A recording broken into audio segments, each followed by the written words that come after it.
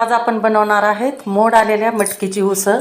अतिशय पौष्टिक आणि अतिशय कमी साहित्यामध्ये आणि एकदम चटपटीत आणि झटपट असं नाश्त्यासाठी बनणारी अशी ही उसळ। याची रेसिपी शेवटपर्यंत नक्की बघा। तर चला तर मग आपण करू मटकीची उसळ।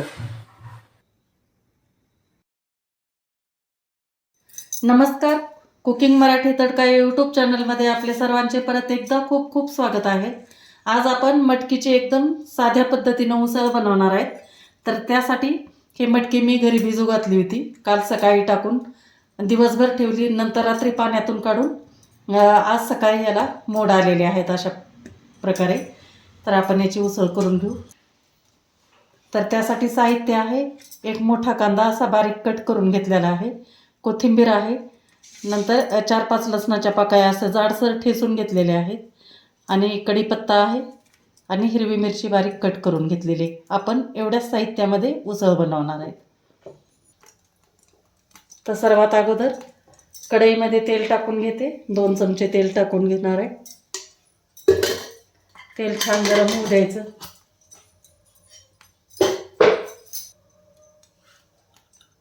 तेल छान गरम झाल्यानंतर मोहरी टाकते थोडीशी। मोहरी छान असे फुलल्यानंतर आपण जिरे टाकणार आहे थोडे, आणि याच्यानंतर आपण कांदा टाकणार आहे बारीक चिरून घेतलेला।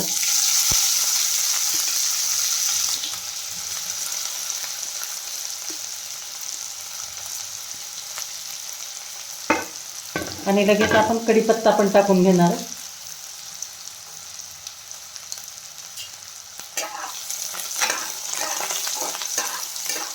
1-2 मिनिट आपल्याला कांदा परतून घ्यायचा आहे। याच्यानंतर आपल्याला लसूण टाकायचा आहे। हे जाडसर आपण वाटून घेतला होता ठेचून। लसणामुळे एकदम छान असा चव पण येते आणि स्मेल पण छान येतो, त्याच्यामुळे लसूण वापरलेला आहे। नंतर आपण हिरवी मिरची बारीक कट करून घेतलेली आहे, ती पण टाकून घेतो।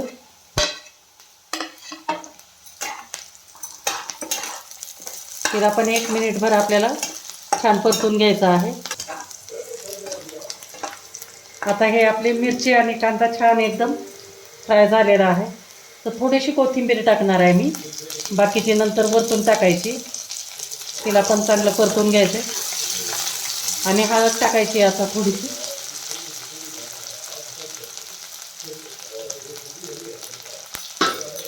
मिक्स करून घ्यायचं। अशा पद्धतीने उसळ करून बघा, एकदम कमी साहित्यामध्ये आणि अतिशय पौष्टिक अशी आणि झटपट होणारी आहे ही। आपण शिजवून वगैरे घेतलेलं नाही, ते ही उसळ टाकून घेते।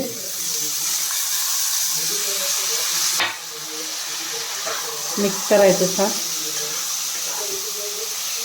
भाजून वगैरे घेतलं नाही किंवा उकडून पण घेतलेली नाही, अशी कच्चीच फोडणी दिलेली। आता या वेळेला आपल्याला याच्यामध्ये मीठ टाकायचं आहे चवीनुसार। मी अर्धा चमचा मीठ टाकते, परत मिक्स करून घ्यायचं।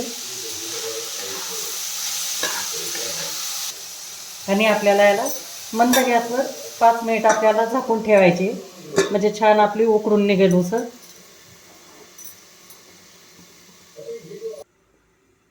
तर 5 मिनिट झालेला आहे, बघू आपण।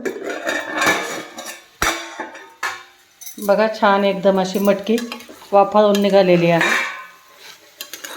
कलर पण चेंज झालेला दिसत असेल तुम्हाला। तर आता या वेळेला आपल्याला वरतून आणखी थोडीशी कोथिंबीर टाकायची आहे आणि परतून घ्यायचं आहे।